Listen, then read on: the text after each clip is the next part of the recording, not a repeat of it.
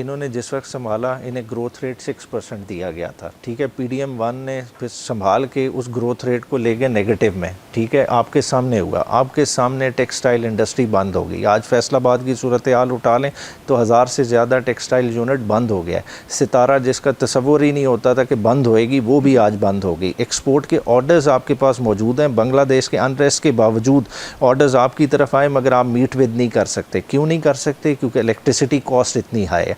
मतलब प्रॉब्लम्स को, कोर को आप इशू करना ही नहीं चाह रहे, और वो प्रॉब्लम इतने सीरियसली मल्टीप्लाई हो रहे हैं कि आम बंदे से उसका रोज़गार छिनता जा रहा है। देखिए, समझ आती है हुकूमत ने टैक्स बेस ब्रॉडन करनी है, उसने कहीं ना कहीं से रेवेन्यू टैप करना है, मगर रेवेन्यू उधर से ट्रैप करना है कि जहां अवेलेबल हो।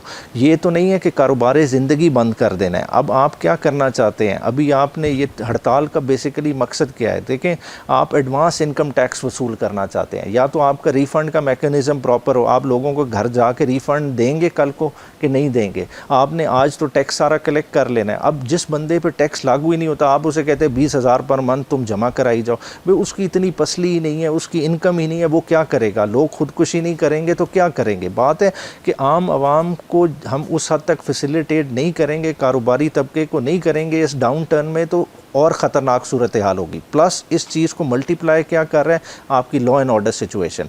लॉ एंड ऑर्डर सिचुएशन की वजह से आपकी सप्लाई लाइंस डिस्टर्ब हो रही हैं, कारोबारी लोगों के लिए और मुश्किलात हो रहा है। ट्रांसपोर्टर्स ही उठा के देख लें, आज कोई ट्रांसपोर्टर अपनी गाड़ी बलूचिस्तान के रूट पे भेजने को तैयार नहीं है। रात के वक्त सी पैक पे कोई ट्रैवलिंग नहीं हो रही। लेकिन आपकी जमात पर इल्जाम आता है कि अदम पॉलिटिकल सिचुएशन जो है, अदम इस्तेकाम जो है सियासी, अगर बात की जाए तो आपकी जमात की जानिब से, जिसकी वजह से मुल्क में स्टेबिलिटी नहीं हो रही, इकोनॉमी का जो पट्टा गोल हो गया। देखिए, पॉलिटिकल स्टेबिलिटी के डिफरेंट एंगल है। जो आप, ये मैं जिसकी तरफ पिन पॉइंट कर रहा हूँ, ये टेररिज्म की वजह से है, क्योंकि आपका फोकस गलत है। आप पॉलिटिकल डिसेंट को ख़त्म करने के लिए आपने सारे रिसोर्सेज इस तरफ लगा लिए। आज इंडिया आपके अंदर घुस के अपने 20 से 22 टारगेट न्यूट्रलाइज कर लेता है, आपको पता ही नहीं चलता। बलूचिस्तान ब्लीड कर रहा है, आप 12 घंटे यरगमाल बना लिया जाता है, किसी को कानो कान खबर नहीं होती। देखें, हमें अपनी प्रायोरिटीज़ इस वक्त ठीक करने की। देखें, मुल्क हमारा है।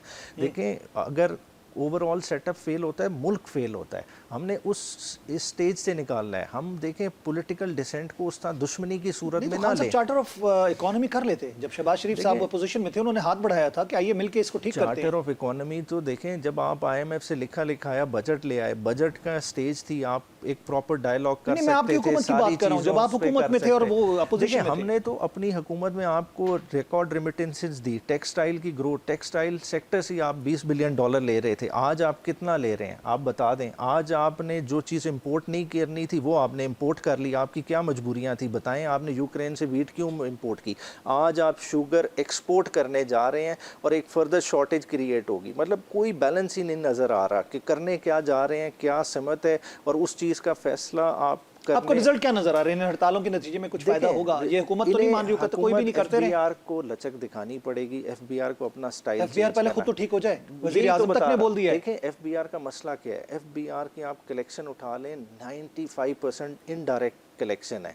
जब डायरेक्ट देखें, आपने FBR में इंस्पेक्टर्स लीकेजेस जो हैं, आप उसको तो देखें, ग्राउंड टू लीकेजेस जो हैं, जो कलेक्ट होता और गायब हो जाता है, उसके ऊपर भी रिपोर्ट आ रही है ना। देखें, FBR खुद जब प्रोएक्टिव नहीं होगी, जाके चीज़ों को ग्राउंड पे नहीं देखेगी, इन चीज़ों से हल नहीं होगा कि आप बिजली के बिलों में, टेलीफोन के बिलों में आप रिटेलर से इनडायरेक्टली पैसे पहले कलेक्ट कर